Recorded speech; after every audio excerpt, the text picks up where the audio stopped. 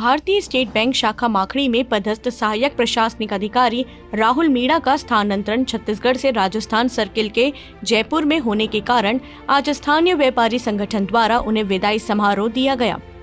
राहुल मीणा जनवरी 2019 से शाखा माखड़ी में पदस्थ थे। उनकी कार्यशैली से सभी व्यापारीगण एवं जनप्रतिनिधि बहुत खुश थे। जहां भारतवर्ष में भारतीय स्टेट बैंक कर्मचारियों के व्यवहार की तुलना खराब होने की शिकायत आए दिनों होती रहती है, वहीं शाखा माखड़ी में राहुल मीणा ने अपने व्यवहार से ग्राहकों का दिल जीत लिया था। व्यापारी संघ के अध्यक्ष विनोद साहू ने बताया कि माखड़ी शाखा के अंतर्गत आने वाले सभी व्यापारी उनके कार्यशैली से बहुत प्रसन्न थे, जिसके कारण कई व्यापारियों ने अपना ट्रेडिंग अकाउंट प्राइवेट बैंकों से बंद कराकर भारतीय स्टेट बैंक में खोला था।